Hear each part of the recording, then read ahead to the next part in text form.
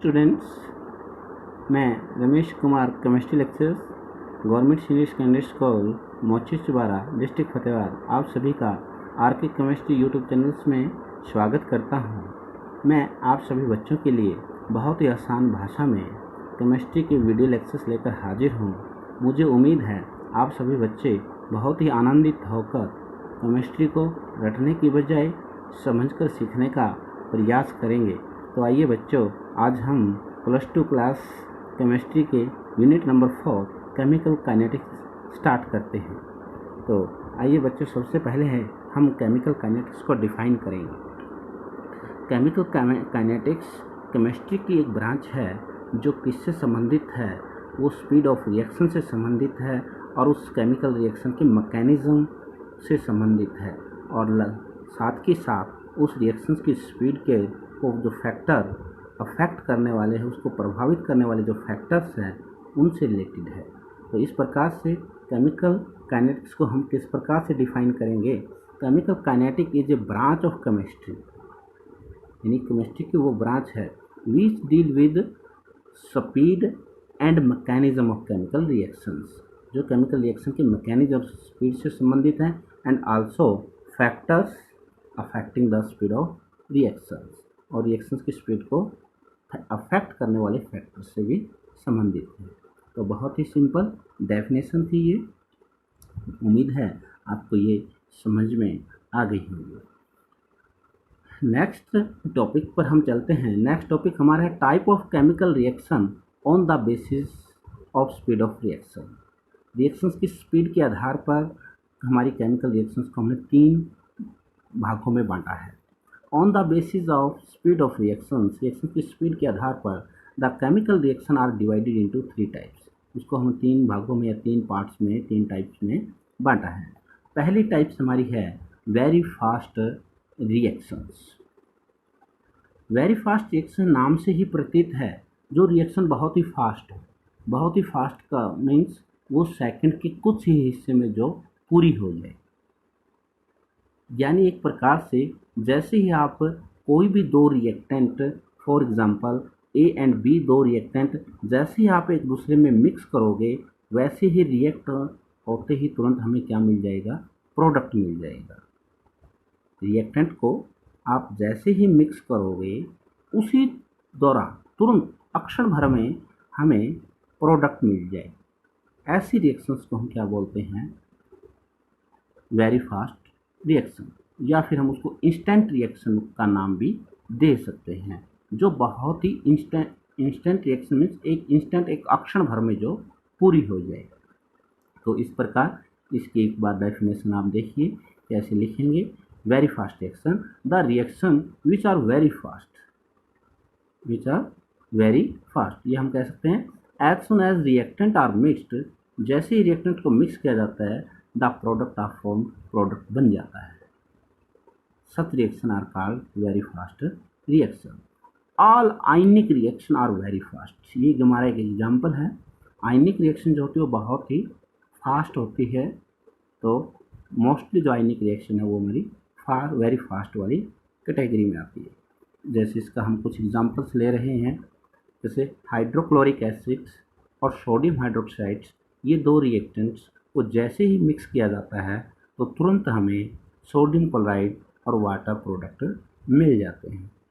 ये अपने आप में एक आयनिक रिएक्शन है, क्योंकि हाइड्रोक्लोरिक जो एसिड है वो आयनों में H आयन और क्लोराइड आयन में डिसोसिएट हो जाता है, और सोडियम हाइड्रोक्साइड भी आयनों में डिसोसिएट हो जाता है, और फिर वो अपोजिट चार्ज वाले आयन्स एक दूसरे से नए बॉन्ड बना के जो हमें नया प्रोडक्ट्स के रूप में मिलते हैं, सोडियम क्लोराइड और वाटर। इस प्रकार से रिएक्शंस बहुत ही कम समय में, सेकंड के ही कुछ पार्ट में ये कंप्लीट हो जाती है। ऐसी रिएक्शंस को फिर हम वेरी फास्ट रिएक्शंस कैटेगरी में लेते हैं। इसी तरह के एग्जांपल्स और आप देख सकते हैं। Silver nitrate and sodium chloride, ये 2 रिएक्टेंट को जैसे ही मिक्स किया जाता है, तुरंत ही ये आयनों की अदला बदली हो जाती है, यानी आयन एक्सचेंज हो जाते हैं। सिल्वर क्लोराइड के साथ जुड़ जाता है और सोडियम नाइट्रेट के साथ जुड़कर दो प्रोडक्ट्स हमें सिल्वर क्लोराइड और सोडियम नाइट्रेट मिल जाते हैं। ये रिएक्शंस भी बहुत ही कम समय में, यानी दिस रिएक्शन आल्सो ऑकर या this reactions complete in a very small part of seconds. Such reaction are called very fast reactions.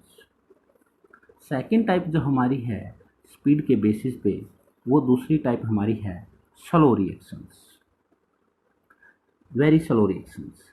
Slow reactions वो इसी तरह से नाम से ही प्रतीत हो रहा है, जो रिएक्शंस बहुत ही स्लो हो। स्लो मीन्स जो काफ़ी समय ले पूरा होने में, यानी जो जिसको पूरा होने में काफ़ी दिन लग जाए या महीने लग जाए या फिर सालों में जाकर वो रिएक्शन कंप्लीट हो, ऐसी रिएक्शंस को हम फिर वेरी स्लो रिएक्शंस कैटेगरी में लेते हैं। The reactions which take many days and even months और ईयर्स फॉर दियर कंप्लीशन, इनके कंप्लीशन होने में, पूर्ण होने में जिसको सालों, महीनों या कई दिन लग जाए, such reaction are called very slow reactions. इसका एग्जाम्पल्स आप ले सकते हैं rusting of irons. Rusting of irons यानी लोहे को जंग लगना, उसमें आप देख सकते हैं काफ़ी दिनों में वो जाके वो जंग की प्रक्रिया यानी रिएक्शंस कंप्लीट होती है।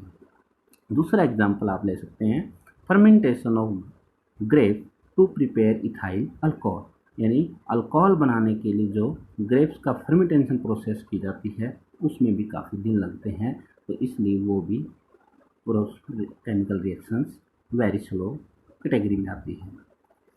यहाँ पर एक नोट करने वाली बात है इन दो कैटेगरियों से रिलेटेड कि रेट ऑफ रिएक्शन यानी speed of reaction is not determined for very slow and very fast reactions, कि जो ये वेरी फास्ट और वेरी स्लो रिएक्शंस है उनका रेट ऑफ रिएक्शन यानी स्पीड ऑफ रिएक्शंस डिटरमाइन नहीं की जाती, यानी उन रिएक्शंस का जो रेट है, स्पीड है, वो कैलकुलेट नहीं की जाती।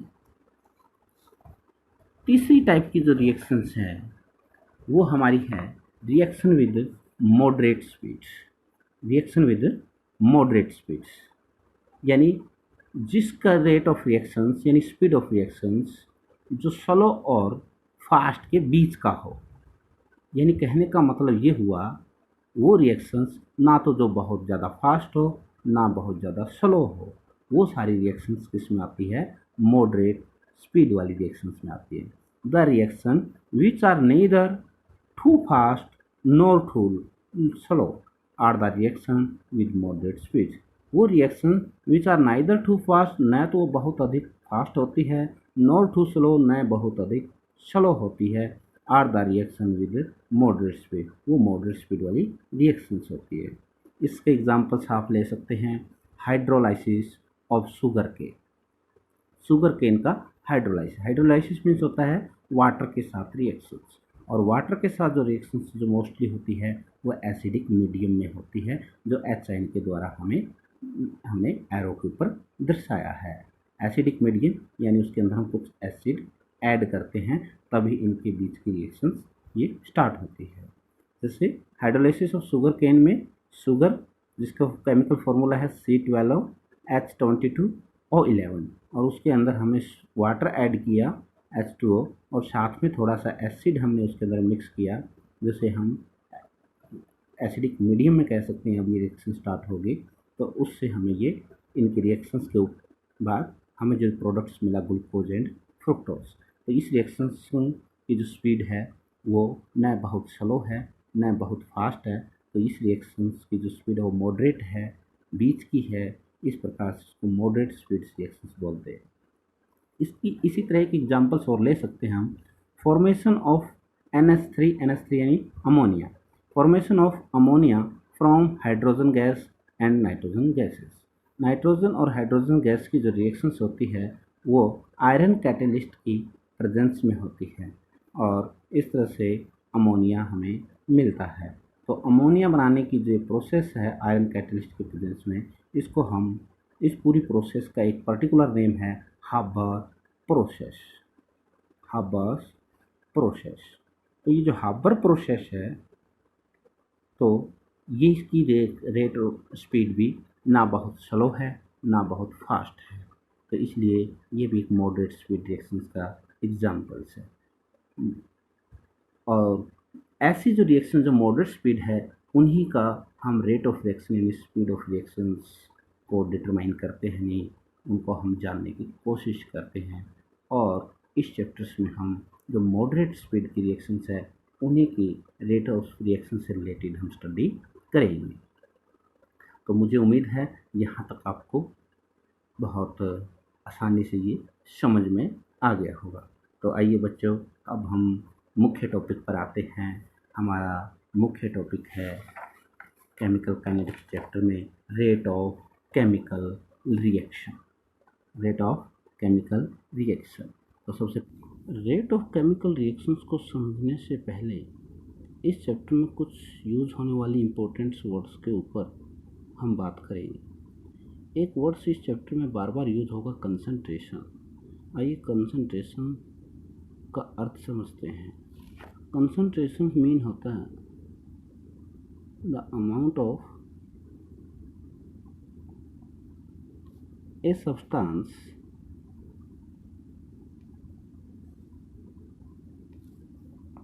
in a defined space, in a defined space। एक डिफाइन किया गया स्पेस में एक जैसे फिक्स निश्चित कर लेते हैं कुछ स्पेस आयतन, उसमें उस पदार्थ की जितनी भी मात्रा मौजूद होती है वो उस पदार्थ की कंसंट्रेशन कहलाती है। जैसे फॉर एग्जांपल मान लीजिए हमारे पास एक वेसल से एक बर्तन है और वो उस बर्तन में का टोटल जो स्पेस है वो मान लीजिए 2 लीटर है। इसका टोटल जो स्पेस है वो 2 लीटर है और इसके अंदर जो हाइड्रोजन गैस मौजूद है और जिसकी मात्रा ग्राम में अगर हम मापें तो वो हमें 4 ग्राम मिलती है।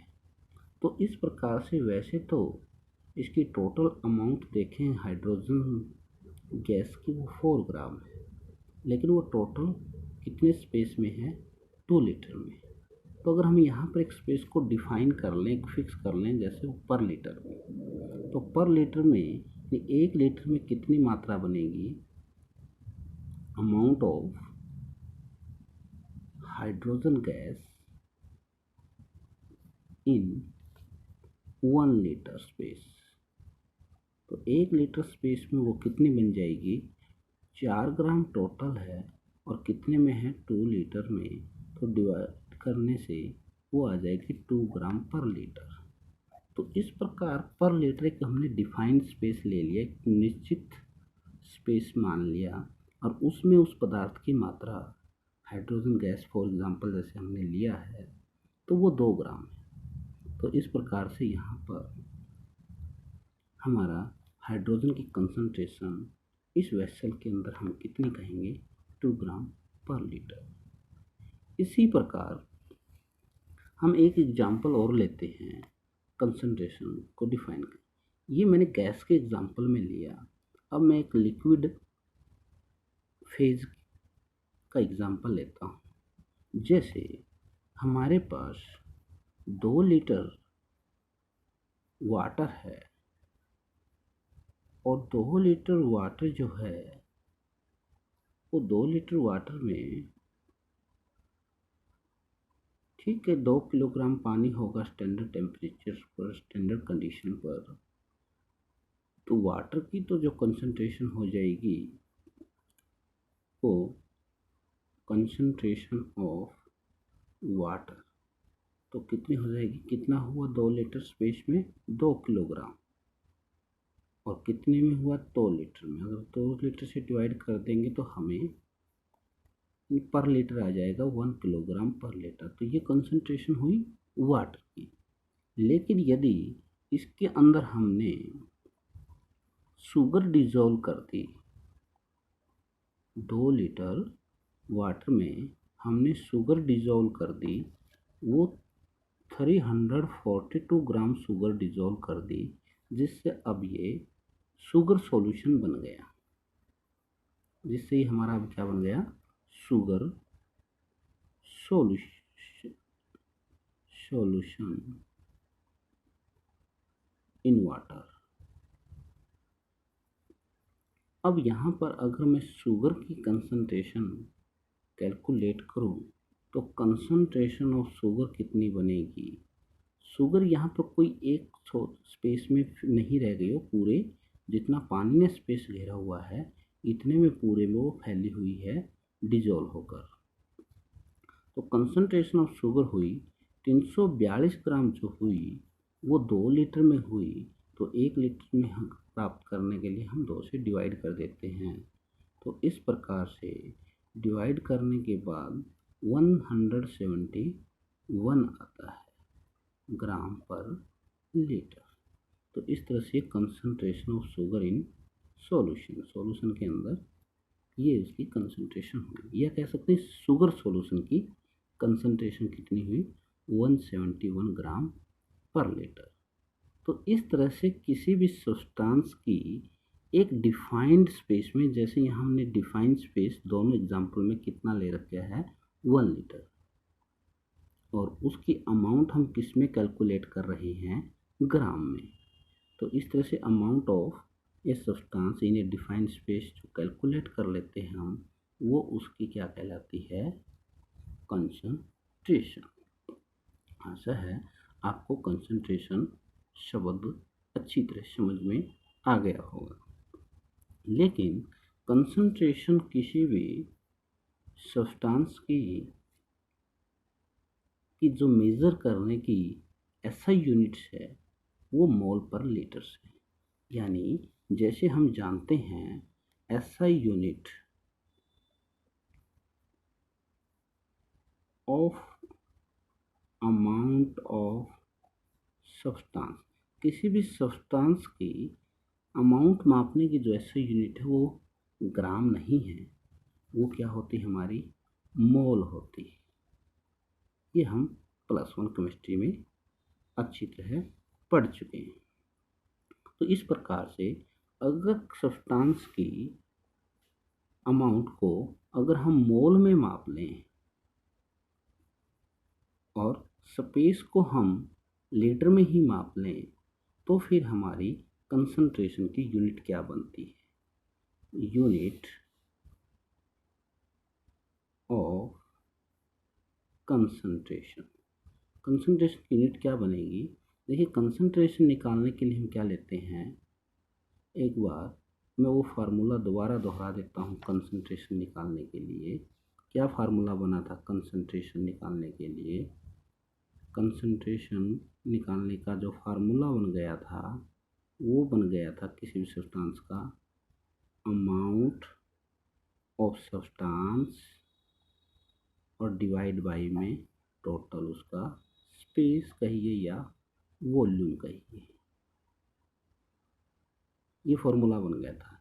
इन दोनों एग्जाम्पल में आप बार बार देख रहे हैं कि हम अमाउंट को पर लीटर के हिसाब से जो कैलकुलेट कर रहे हैं, तो टोटल अमाउंट्स को हम टोटल वॉल्यूम से डिवाइड कर रहे हैं, जिससे वो पर लीटर के हिसाब से कैलकुलेट हो जा रही है। और amount of a substance in A defined space का मतलब एक फिक्स स्पेस में जो निकल के आती है, कैलकुलेट करने के बाद आती है, उसको हम उसकी क्या बोला है, कंसंट्रेशन। तो इस तरह से यूनिट निकालनी है तो अमाउंट ऑफ सब्सटेंस की जो एसआई यूनिट है वो है मोल, और जो स्पेस है या वॉल्यूम है उसको हम सेंटीमीटर क्यूब में माप लेते हैं या फिर लीटर में मापते हैं। तो इस तरह से यूनिट ऑफ कंसंट्रेशन है मोल पर लीटर, मोल पर लीटर, जिसको इस प्रकार से भी हम बार बार रिपीट कर सकते हैं, मोल लीटर इनवर्स। तो ये भी आपको अच्छी तरह से ध्यान रखना है। तो ये कंसंट्रेशन वर्ड आपका बार बार रिपीट होगा, इसलिए इसे हमें समझना जरूरी था। उम्मीद है कि आपको ये इस कंसंट्रेशन की डेफिनेशन समझ में आ गई होगी। अब हम बात करते हैं रेट ऑफ केमिकल रिएक्शन की। रेट ऑफ केमिकल रिएक्शन को हम एक सिंपल एग्जाम्पल के माध्यम से डिफाइन करेंगे। रेट ऑफ केमिकल रिएक्शन को डिफाइन करने के लिए हम एक एग्जाम्पल ले लेते हैं, जैसे नाइट्रोजन गैस और हाइड्रोजन गैस दोनों रिएक्ट करके अमोनिया बनाते हैं। इस रिएक्शंस को अगर हम बैलेंस करें तो एक मॉलिक्यूल को, नाइट्रोजन के एक मॉलिक्यूल को हाइड्रोजन के 3 मॉलिक्यूल की ज़रूरत होती है, और तब जाके वो 2 मॉलिक्यूल हमें अमोनिया के देते हैं। ये हमें रिएक्शन के बैलेंस करने से पता चलता है। तो इस प्रकार से यहाँ पर जब ये रिएक्शंस होती है तो इस रिएक्शंस में आप देखेंगे मुख्यतः 2 बात होती है।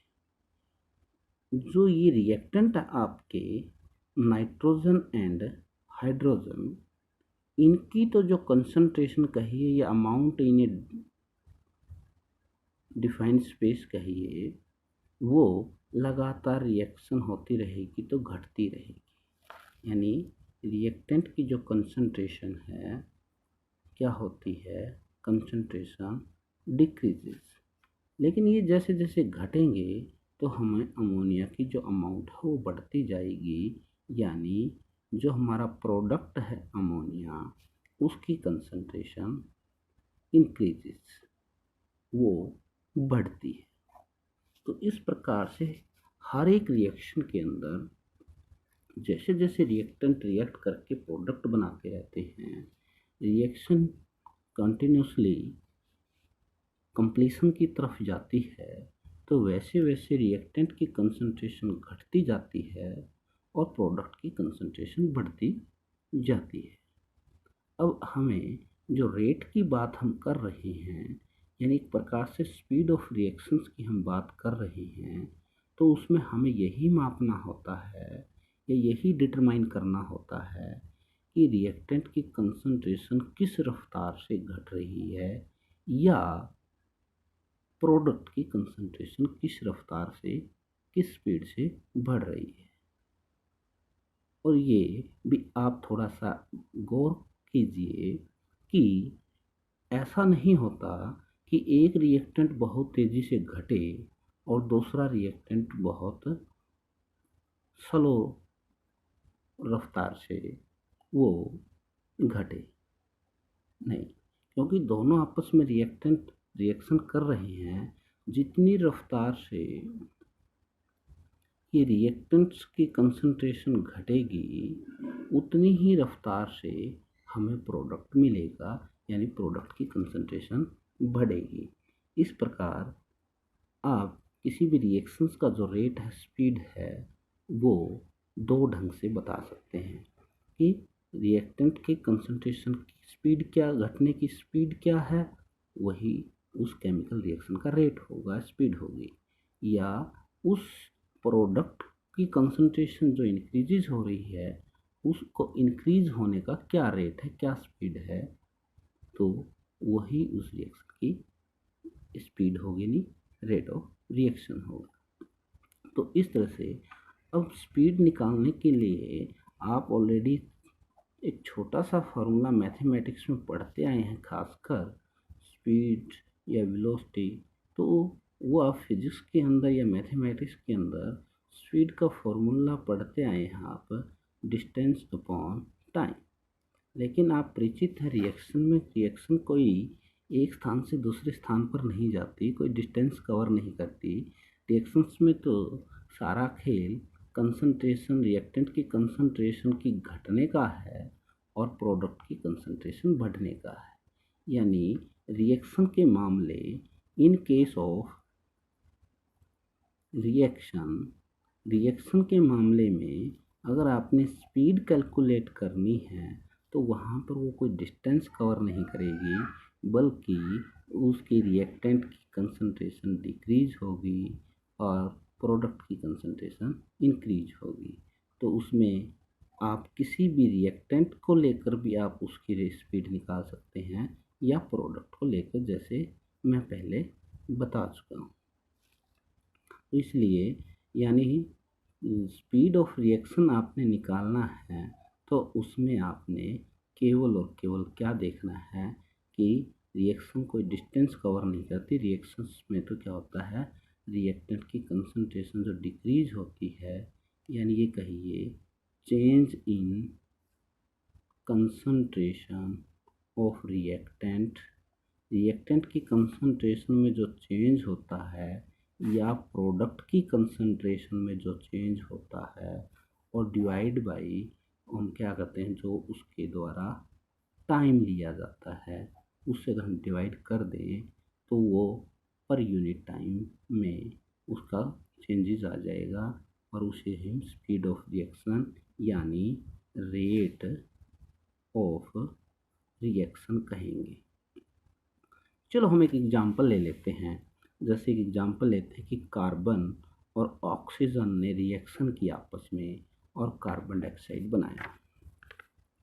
अब इसमें देखिए, जैसे टाइम जीरो है अभी, यानी इनिशियल टाइम पर, इनिशियल का मतलब अभी रिएक्शन स्टार्ट नहीं हुई है और हमने वो कार्बन की जो अमाउंट ले ली वो यानी उसकी कंसंट्रेशन जो हमने ले ली वो 1 मोल पर लीटर ले ली, और ऑक्सीजन की भी हमने 1 मोल पर लीटर ले ली।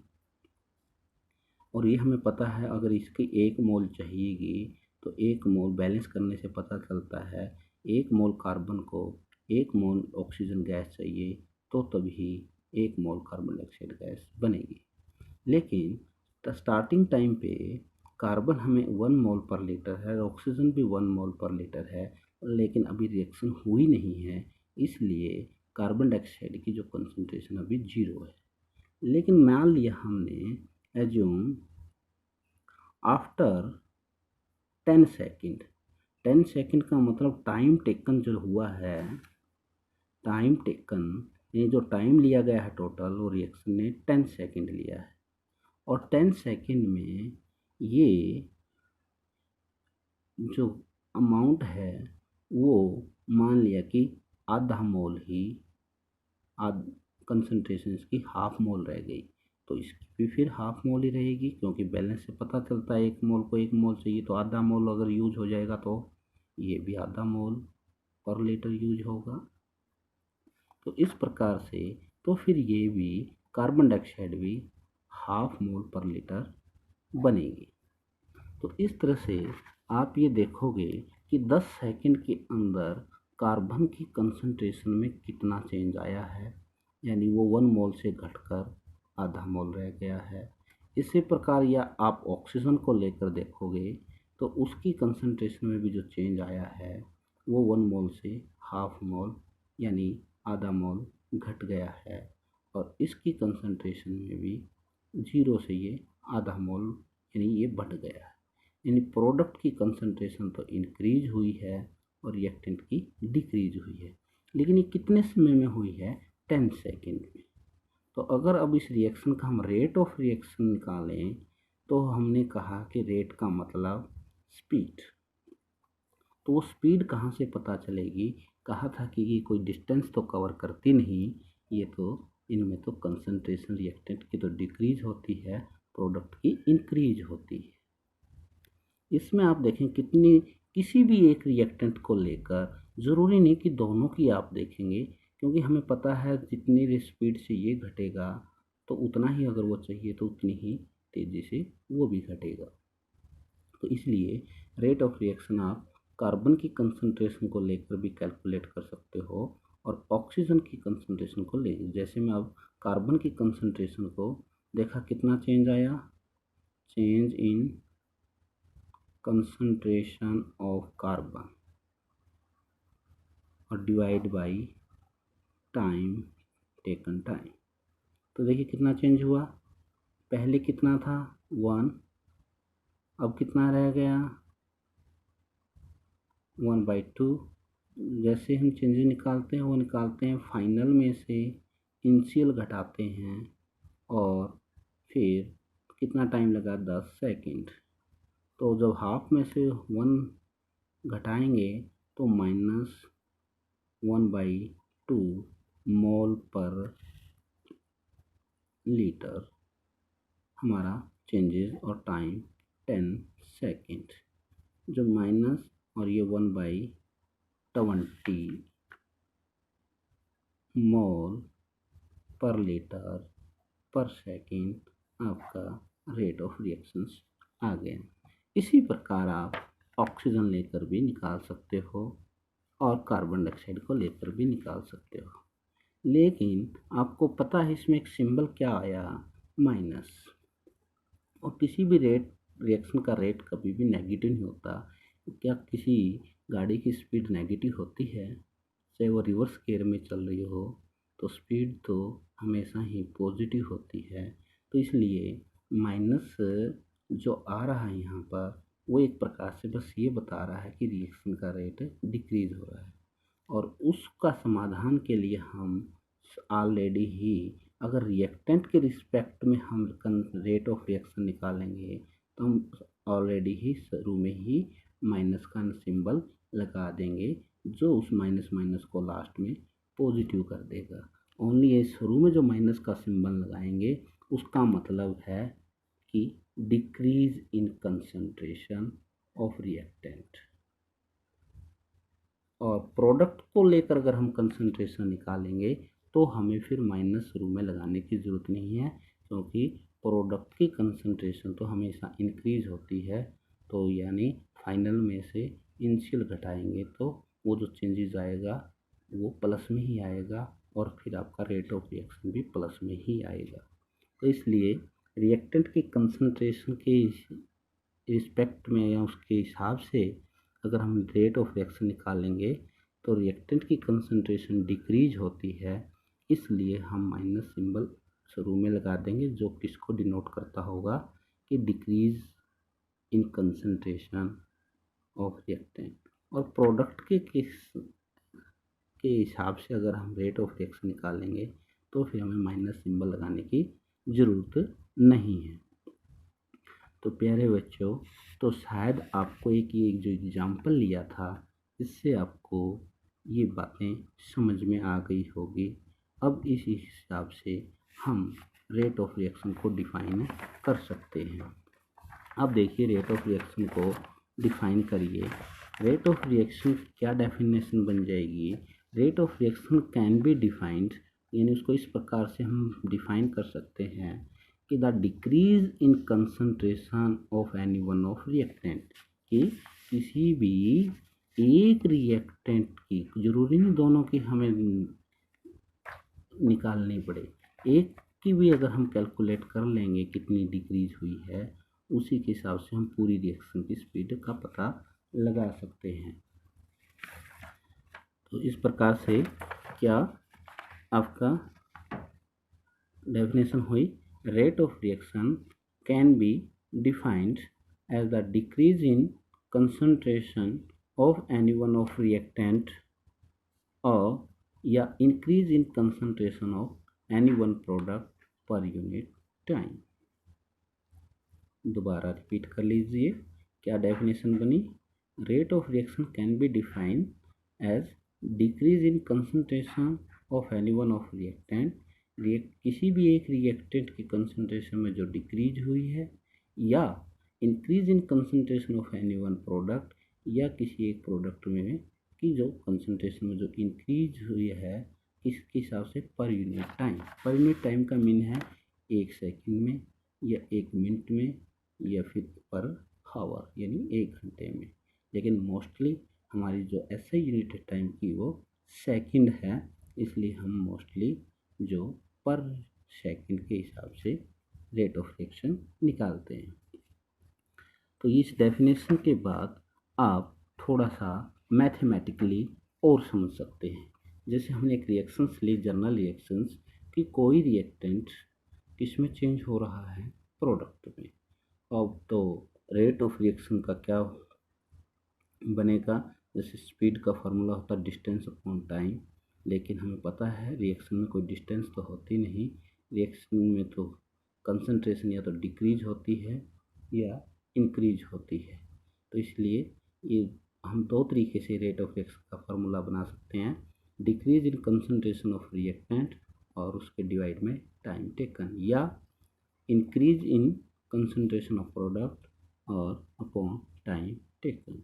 ये हमारा रेट ऑफ रिएक्शन का सिंपल फार्मूला बन गया। जैसे अब थोड़ा सा, ये तो इन वर्ड्स लिखा है, हम थोड़ा सा सिंबॉलिकल लिख लेते हैं, सिंबल का यूज कर लेते हैं। Let concentration of reactant R is R1 at time T1, कि T1 टाइम पे R1 कंसंट्रेशन है रिएक्टेंट R की, और R2 कंसंट्रेशन रह जाती है एट टाइम T, यानी कुछ घट के R2 रह जाती है। जैसे हमने इस एग्जांपल में लिया था कि पहले जैसे 1 मोल थी और फिर वो हाफ मोल रह गई। तो इस प्रकार से यहाँ हमने जर्नल एग्जांपल ले रहे हैं। तो जर्नल एग्जांपल में हमने क्या किया, let concentration reactant R is R1 at time T1 और R2 एट टाइम T2। तो तब change in concentration of reactant कितना आ जाएगा चेंजेस, हमेशा हमने कहा था कि लास्ट फाइनल जो कंसंट्रेशन है उसमें से इनिशियल घटाते हैं, तो R2 माइनस R1। तो टाइम कितना लगा, फिर टाइम T2 माइनस T1, जिसको हम डेल्टा T से डिनोट कर रहे हैं टाइम टेबल। तो इसी तरह से आप प्रोडक्ट को के लिए भी आप सिंबॉलिकल वर्ड यूज कर सकते हैं। Let concentration of product P is P1 at time T1 और P2 एट टाइम T2। तो देन चेंज इन कंसंट्रेशन कितना हो जाएगा, P2 माइनस P1, जिसको हम डेल्टा P से लिख रहे हैं, और time taken T2 minus T1 delta T। यहाँ पर एक चीज़ और देखिए, ये जो स्क्वायर ब्रैकेट है, ये जो लगाई जाती है, यूज की जाती है, वो कंसंट्रेशन के लिए यूज की जाती है। स्क्वायर ब्रैकेट किसको डिनोट कर रही है, कंसंट्रेशन को, और डेल्टा किसको डिनोट कर रहा है, चेंज को। तो इसलिए इसको मैं बोलूँगा change in concentration of R यानी रिएक्टेंट। तो इस प्रकार से आप सभी बच्चे देखेंगे कि हमने यहाँ सिंबॉलिकल वर्ड यूज करते हुए, सिंबॉलिकल लेटर यूज करते हुए जो change in concentration of reactant लिखा वो डेल्टा स्क्वायर ब्रैकेट R यानी change in concentration of reactant, वो हमारा R2 माइनस R1 और time taken T2 minus T1 यानी डेल्टा T, और इसी तरह प्रोडक्ट के रिस्पेक्ट में लिखा। तो अब रेट ऑफ रिएक्शन आप कैसे लिख सकते हैं, वो हमने शुरू में ही फॉर्मूले में लिखा था कि decrease in concentration of reactant divide by time taken. तो delta R divide by delta T के रूप में भी आप रेट ऑफ रिएक्शन को लिख सकते हैं, और प्रोडक्ट के रिस्पेक्ट में आप लिखें तो delta P divide by delta T। ये मैथमेटिकली नोटेशन हो गई रेट ऑफ रिएक्शन। अब हम एक और जनरल रिएक्शन को लेकर समझते हैं कि किस तरह से रेट ऑफ रिएक्शन लिखा जाता है। फॉर ए हाइपोथेटिकल रिएक्शन, जैसे एक हाइपोथेटिक काल्पनिक रिएक्शन ले ली, जैसे कि कोई दो रिएक्टेंट है A और B और उनसे वो रिएक्ट कर रहे हैं, तो उनसे हमें प्रोडक्ट मिल रहा है C एंड D।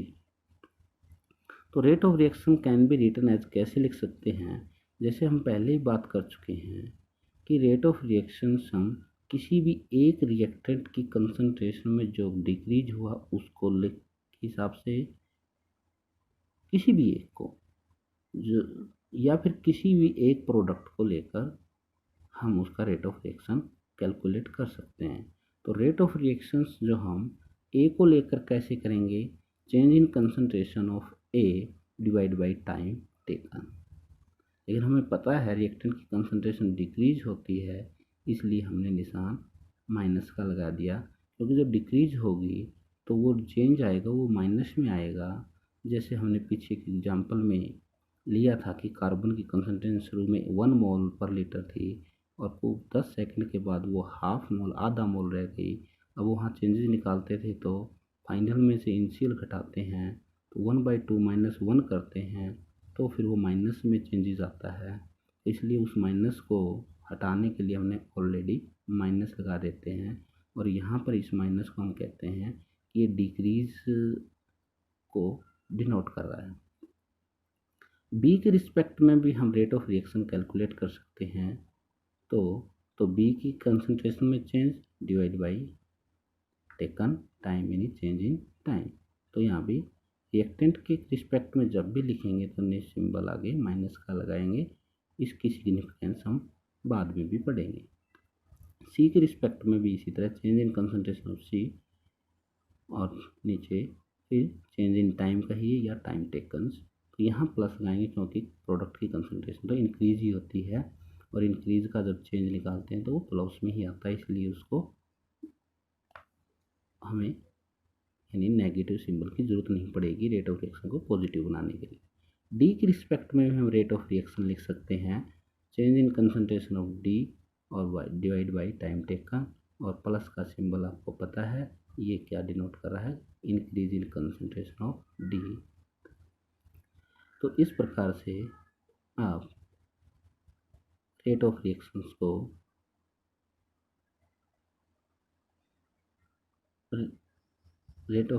को किसी भी एक रिएक्टेंट या किसी भी एक प्रोडक्ट के रिस्पेक्ट में आप लिख सकते हैं।